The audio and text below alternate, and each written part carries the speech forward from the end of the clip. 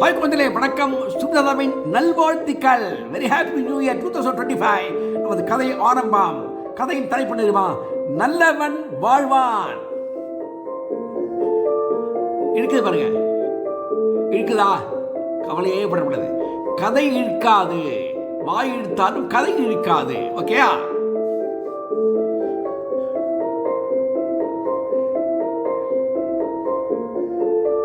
Enjoy பண்ணுங்க. இப்போ அடுத்தது நாம் பார்க்க போகின்றது நமது இமாலய தரிசனம், வேளாங்கண்ணி அம்மன் தரிசனம், மெக்கா. இந்து மதத்திற்கே உரிய சம்பிரதாயமான கைலாயமலை. இது புத்திஸ்ட்டுக்கும் உண்டுன்னு சொல்கிறாங்க, ஜைனிஸ்ட்டுக்கும் உண்டுன்னு சொல்கிறாங்க, எல்லாருக்கும் உண்டுன்னு சொல்கிறாங்க. இந்த புத்த ஆண்டை நான் எப்படி கவனிச்சிருக்கோம் பார்த்தீங்களா? இமயமலையிலேருந்து ஆரம்பித்து மெக்கா வண்டி கொண்டு போய் முடித்து வேளாங்கண்ணியில் கொண்டு உங்களுக்கு கிட்ட காமிச்சிருக்கேன், ஆசீர்வாதம் கொடுத்துருக்கேன். ஓகேயா? கதைக்கு போகலாமா? புனித வேளாங்கண்ணி அம்மன், புனித மெக்கா. பார்த்தீங்களா? சரி, நம்ம கதையை ஆரம்பிக்கிறதே எங்கே ஆரம்பிக்கிறோம் தெரியுமா? ஒரு ஃபிசியோதெரப்பி சென்டர்லேருந்து ஆரம்பிக்கிறோம். இந்த வருஷமே நல்ல வருஷம், எல்லோருக்குமே நல்ல ஆண்டு, எல்லோருமே நன்றாக இருக்க வேண்டும் என்று நாம் வேண்டிக் கொண்டு துவங்குகின்ற ஆண்டு. எனக்கு உடல்நிலை சரியில்லை இல்லையா, இதை சரி செய்கின்ற அந்த ஃபிசியோதெரப்பி இடம் இருக்கு இல்லையா, எத்தனை ஏழை மக்களுக்கு அவங்க உதவி செய்கிறாங்க தெரியுமா? எத்தனை டாக்டர்ஸ் அவங்க ரெக்கமெண்ட் பண்ணுறாங்க தெரியுமா? எவ்வளோ திறமையானவங்க தெரியுமா? அவைகளால் அந்த இடத்திலிருந்து இன்றைக்கு நான் புது கதையை இந்த ஆண்டு துவங்குகிறேன். கதைக்கான தலைப்பு சொல்லிவிட்டேன், நல்லவன் வாழ்வான். ஓகேயா? அந்த இடத்தை பாருங்க. ஹாய் குழந்தைகளே, வணக்கம். சுப்ரதாவின் நல்வாழ்த்துக்கள். உடம்பு எப்படி பார்த்தீங்களா? தஞ்சாவூரில் மிகவும் பிரபலமான ஒரு ஃபிசியோதெரபிஸ்ட் இருக்காங்க, அவங்களுக்கு அசிஸ்டண்ட் இருக்காங்க. அவங்க மூலமாக எனக்கு இப்போ நல்லபடியாக குணமாகிட்டு இருக்கு. என்னை போல பல மக்களுக்கு வந்தவங்க க்யூர் பண்ணிட்டு இருக்காங்க. எல்லாரையும் இந்த பழைய கிளினிக் இது மிகவும் ஃபேமஸான கிளினிக் இது. பல டாக்டர்ஸ் வந்து இங்கே தான் அட்வைஸ் பண்ணுறாங்க. அதை வச்சு நான் கதையை சொல்கிறதுக்கு மிகவும் பெருமை அடைகிறேன். இது பாருங்க, எவ்வளோ இடம் இருக்கு பாருங்கள், எவ்வளோ பண்ணுறாங்க பாருங்கள்.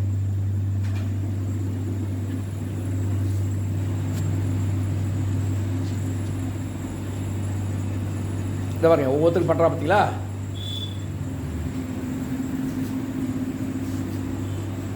இது பழைய காலத்து மித்தம்.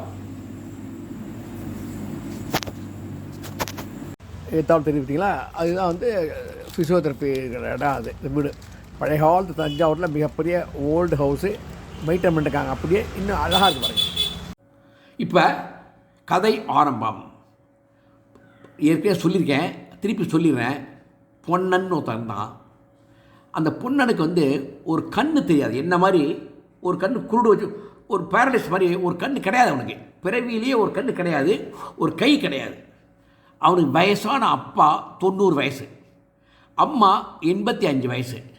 அந்த 1500 காலங்களுக்கு முன்னாடி உள்ள வருஷங்கள். அப்போ வந்து ஒரு ரிலேஷன்ஷிப் அப்படின்னாக்க ஆத்மார்த்தமாக இருக்கும்.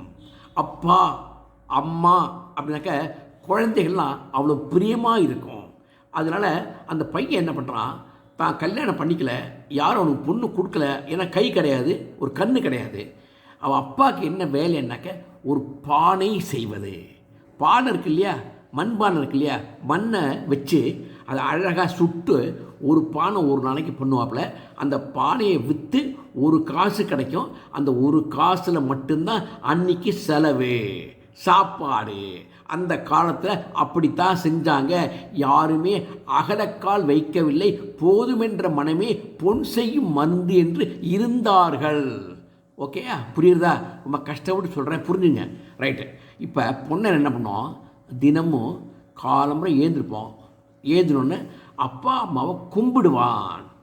அப்பா எழுந்து என்ன பண்ணுவார், பையனுக்கு ஒரு கண்ணு தெரியல, ஒரு கை சரியில்லைன்னு சொல்லிட்டு என் 90 வயதானாலும் ஊன்றி ஊன்றி போய் ஒரு வரகை வைத்து அடுப்பை பற்ற வைப்பார். ஏன்னா வச்சாதான் ஒரு பானையை சுட முடியும். ஒரு பானையை சுட்டாதான் அன்னைக்கு சாப்பாடு. அடுப்பை வச்சு படுத்துடுவார். அவ்வளோதான், அவ்வளோ முடியாது. இவன் என்ன பண்ணுவான், ஏந்து போய் அந்த பானைக்கான எல்லா வேலையும் பண்ணி அந்த பானையை சுட்டு ஒரு சட்டியை பண்ணுறதுக்கு ஏற்பாடெலாம் பண்ணிவிட்டு அப்பா அம்மாவை குளிப்பாட்டி விட்டு அப்பா அம்மாவுக்கு எடுங்க பணியாரெல்லாம் பணியெல்லாம் செஞ்சுவிட்டு அப்புறம் பக்கத்தில் என்னெல்லாம் சில்லுண்டு வேலைகள்லாம் இருக்கும் இல்லையா, பூ பறிக்க வேண்டியது, அப்புறம் வீட்டுக்கு வந்து செலவு, சில சாப்பாட்டுக்குன்னு சில பழங்கள்லாம், காய்கறிகள்லாம் அப்படிலாம் காய்கறிலாம் கிடைக்கும் இல்லையா, ஃப்ரீயாக கிடைக்கும் இல்லையா, காய்கறி கிடைக்கும், பழங்கள்லாம் கிடைக்கும், காடுகள் தானே நிறையா பேர் பறிச்சு தர வேண்டியது. அன்றைக்கி என்ன அப்பாவுக்கு வேணுமோ அதை இவனே சமைத்து கொடுப்பான். இதுதான் வேலை அவனுக்கு, வேறு எதுவுமே கிடையாது அவனுக்கு. சரி, இப்போ என்னாச்சு, ஒரு நாளைக்கு அன்றைக்கு ராஜாதிராஜ ராஜகம்பீர ராஜகுல திலக ராஜ மார்த்தாண்ட மாசூரன் பிறந்து விட்டான். வீரநாட்டில் பிறந்து விட்டான். நாட்டுக்கு பேரே வீரநாடு, கதைக்கு பேரே நல்லவன் வாழ்வான். இந்த ஆண்டு எவ்வளோ சூப்பராக இருக்குது பார்த்தீங்களா நீங்கள், நல்ல ஆண்டு, புரிஞ்சுங்க. சரி, அந்த சூரன் பிறந்தான் இல்லையா, அவனுக்கு பிறந்த உடனே அந்த பிறந்த நாள் முதல் வருஷம் சக்கரை பொங்கல் கொடுக்க வேண்டும். எல்லா விதமான எல்லா பண்டிதர்கள்லாம் வந்தாச்சு, எல்லா விதமான ஏற்பாடுகள் பண்ணியாச்சு, தானங்கள் நிறையா பண்ணியாச்சு. யானை தானத்துலேருந்து கோதானம்னா கேட்கவே வேண்டாம், குதிரைலாம் பண்ணுவாங்க, குதிரை பண்ணுவாங்க, யானை பண்ணுவாங்க, பசுமாடு பண்ணுவாங்க, மாடு பண்ணுவாங்க, பசுமாடு பண்ணுவாங்க, எல்லாம் பண்ணியாச்சு. பண்ணி ஏகப்பட்ட பொற்காசுகள் ஏழைகளுக்கெல்லாம் அள்ளி கொடுத்தாச்சு. ஏன்னா நாட்டின் இளவரசன் ஒருத்தன் புதுசாக பிறந்துட்டான்னாக்க நாட்டு மக்களுக்கு அவ்வளோ செல்வம். அதுக்காக சரி, என்ன விசேஷம், ஒரு பானை,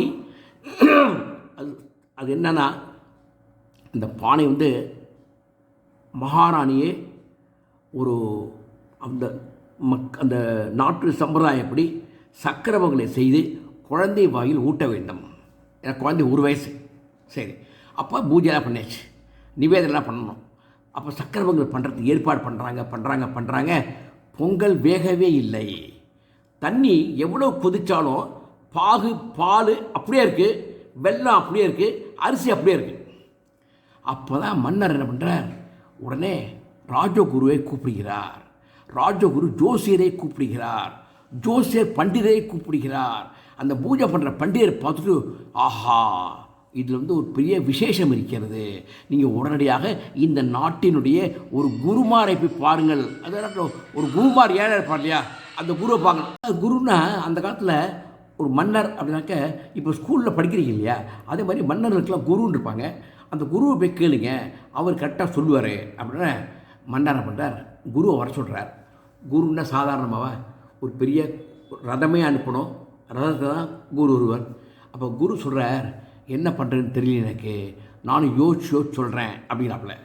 அதே சமயத்தில் பொன்னன் அன்னைக்கு காலம்புற அப்பா அடுப்பை பற்ற வச்சுட்டு போயிட்டார். இவன் என்ன பண்ணுறான், மண்ணை சரியாக பிசையாத காரணத்தால் முனை உடைந்து, பானையின் முனை உடைந்து விடுகிறது. மொத்தம் ஒரு பானை தான் செய்ய முடியும், அதுக்கு மேலே செய்ய முடியாது, அதுக்கு மேலே மண் கிடையாது, அதுக்கு மேலே மண் கொண்டு வர முடியாது. அப்போ பானை பானை தான் இருக்குது, பாதி உடஞ்சி தலை உடஞ்சி கிடக்கு. அப்போ என்ன பண்ணுறான், ஐயோன்னு உட்காண்ட்ருக்கான். வாங்குவார் இல்லை. அப்போ யார் வாங்க முடியும், ஏழைக்கு யார் வாங்க முடியும், ஆண்டவன் நினச்சாதானே முடியும். வேளாங்கண்ணி அம்மனை பார்த்தீங்களா, மெக்கால அல்லாவை பார்த்தீங்களா, இமயமலையில் பார்த்தீங்களா, கைலாசத்தை பார்த்தீங்களா, அங்கே புத்தனையும் பார்த்தீங்களா, ஜைனரையும் பார்த்தீங்களா, அவர்கள் நினைத்தால் எதுவும் முடியும். இதுதான் நாம் சொல்லுகின்ற மதம் சம்பந்தப்பட்டது, மனம் சம்பந்தப்பட்டது, இல்லை தேவையே கிடையாது. புரிஞ்சா உங்களுக்கு? ரைட். இப்போ என்ன ஆச்சு, இந்த சமயத்தில் பொன்னன் ஓன்னு உட்காண்டிருக்கான், யாருமே வரல. ஒருத்தன் கூட பார்த்துட்டு, யோ சட்டி ஓட்டையா, சட்டினே ஓட்டையாக இருக்குது, மேலே கூட கொஞ்சம் உடச்சிருந்தால் பரவாயில்ல, உள்ளுக்குள்ளே ஓட்டையாகவும் இருக்குது. சட்டி ஓட்டையா யாரையா வாங்குவா? அப்போ தான் அப்பா சொல்கிறார், ஏண்டா சட்டி ஓட்டைன்னா எப்படா சாதம் வேகும், வேறு சட்டி பண்ணணுமேடா அப்படின்ட்டு. அப்பா, எனக்கு ஒரு கண்ணு கிடையாது, ஒரு கை கிடையாது, நீ தானே ஒத்த கையால் மாவை கொடுப்ப, செம்மண்ணை பசைவ, நான் பண்ணி ஏதோ பண்ணுவேன், ஒரு நாளைக்கு ஒன்று தானே பண்ண முடியும், என்னால் அதுக்கு மேலே பண்ண முடியாது. புரியுறதுடா, எனக்கு உடம்பு முடியல, நான் படிக்கையாக இருக்கிறவன், என்னால் காலம்புற 10 நிமிஷத்துக்கு மேலே நான் ஒன்றும் செய்ய முடியாது. புரியுறது? அதனால் இன்றைக்கி நமக்கு பட்டினி அப்படின்னு சொல்லிட்டு, நீ என்ன பண்ணு, எந்த இறைவனை வேண்டுகிறாயோ அந்த இறைவனை வேண்டிக் கொண்டு நீ படுத்து விடு, துண்டை போட்டு இடுப்பில் ஈரத்துணியை போட்டு படுத்துக்கோன்னு சொல்லிடுறார். அப்போ அவன் சொல்கிறான், அப்பா நம்ம என்ன பண்ணுவோம், யாருக்கும் நம்ம எந்த கெடுதலும் செய்யலடா. நான் மகனாக உங்களுக்கு ஏதாவது உபயோகமாக இருந்திருக்கேண்ணா அப்படி சொல்லாரக்கண்ணா. நீ மகனாக இருந்து பிறந்ததே எனக்கு புண்ணியம். நான் பண்ண பாவம் இப்படி பிறந்திருக்கேன். ஆனால் நீ எனக்கு நிறைய புண்ணியம் பண்ணதால் தான் இவ்வளோ உதவி செய்கிற. இன்னி வரலையும் எனக்கு செஞ்சுட்டு இருக்கேன். அப்பா கண்ணில் தண்ணி வருது, அம்மா கண்ணில் தண்ணி வருது. அப்பாவையும் அம்மாவையும் கண் இல்லை அவனுக்கு, கண் போல் பார்த்து கொள்கின்றான். வேலைக்கு என்ன கொடுக்கணுமோ கொடுத்து கைகாலை அமுக்கி விட்டு படுக்க வச்சு தூங்க பண்ணி அப்புறம்தான் இவன் தூங்குவான். அந்த மாதிரி நல்ல பிள்ளை, நல்ல மகன். ஓகே சரி. அப்போ என்னாச்சு, இப்போ ஒரு ஈரத்து எம்பது அப்பா படுங்கிறார். அவன் சொல்கிறான், வேண்டாம் கடமையை செஞ்சாச்சு, இனிமே இறைவன் விட்ட வழி அப்படின்னு சொல்லிட்டு படுத்துடுறான். படுத்தா டொக் டொக் டொக் சத்தம் கேட்கறது. ஏய் யாராதே ஏத்துறான் அப்படின்னாப்புல, யார் யார் யார் யார் யார் அப்படின்னா இவங்க ஒரு கண்ணு தெரியாது. கண்ணு போட்டு குருடு வேடா, குருடா வேடாங்க. யாரியா? நான் வீரன்டா. வீரனா? என்ன வேணும்? என்னடா அது? பானைங்க. என்ன பானை அது? பானை தாங்க. இந்த பானையை காமிடா. ஓட்ட பானடா அது அப்படி கீழே போடுறான். உடஞ்சி போடியா? போடாதியா? கெஞ்சா? போடாதியா? கெஞ்சறான். அவன் பண்ணுறான், வச்சுட்டு போயிட்டான். யார்? ஒரு வீரர் போயிட்டான். அப்புறம் கொஞ்ச நாள் கழிச்சு குரு வருகிறார், ரதத்தில் வருகிறார், பக்கத்தில் மன்னர் தேரில் வருகிறார், ஒவ்வொருத்தரும் பல்லக்கில் வருகிறார்கள், மகாராணி வருகிறார்கள், இளவரசர் குழந்தையும் வருகிறது, பல்லக்கில் வருகிறது, எல்லாம் முத்து பல்லக்கில் வருகிறது. அப்போ எல்லாம் பார்க்குறாங்க, இவன் வீட்டில் நிறுத்தப்படுகிறது, குரு நிற்கின்றார். அங்கேயே என்ன பண்ணுறாப்புல, ஒரு அடுப்பு பற்ற வச்சுருக்காரு இல்லையா, அந்த அடுப்பு கொஞ்சோண்டு எரிஞ்சுட்டு இருக்கு, கொஞ்சோண்டு சூடு இருக்குது.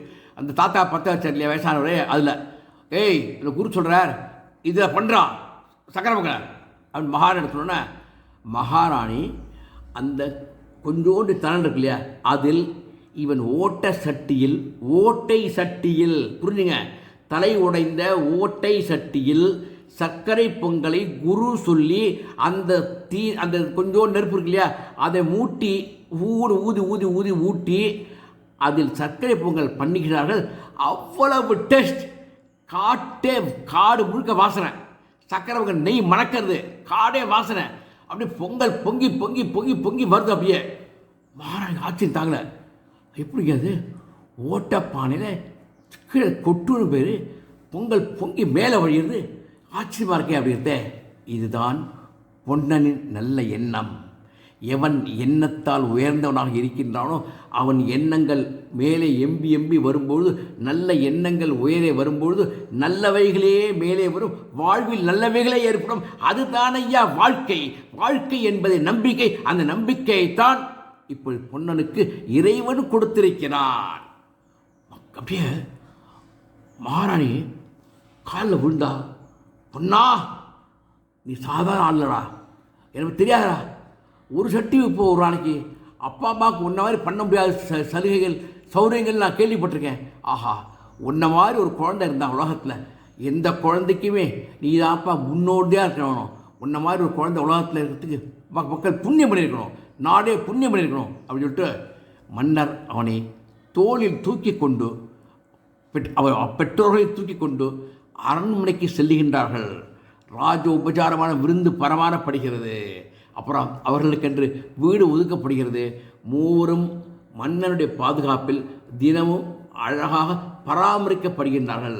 ஒரு கண்ணு போனாலும் தினமும் ஒரு பானையை சுட்டு அந்த பானையில் தான் அரண்மனையில் இளவரசனுக்கு சர்க்கரை பொங்கலும் சாப்பாடும் பொங்கி பொங்கி வழியும். அப்படி என்றால் இறைவன் எவனுக்கு உதவி செய்வான் என்பதை நீங்கள் புரிந்து கொள்ளுங்கள். நல்லவனுக்கு இறைவன் உதவி செய்வான், நல்லவன் நிச்சயம் வாழ்வான். ஓகே, கொஞ்சம் நல்லவனாக இருக்கீங்களா? எல்லாருக்கும் உதவி செய்கிறீங்களா? இந்த வருஷத்தை சூப்பராக கொண்டாடுறீங்களா? நல்லா படிக்கிறீங்களா? படிக்கிற காலத்தில் படிக்கிறீங்களா? விளையாடுற சமயத்தில் விளையாடுறீங்களா? கிரிக்கெட் பார்க்குற சமயத்தில் கிரிக்கெட் பார்க்குறீங்களா? நல்லபடியாக ஹெல்ப் பண்ணி சந்தோஷமாக இருக்கீங்களா? ஹாப்பி நியூ இயர் 2025 குழந்தைகளே. பாய்.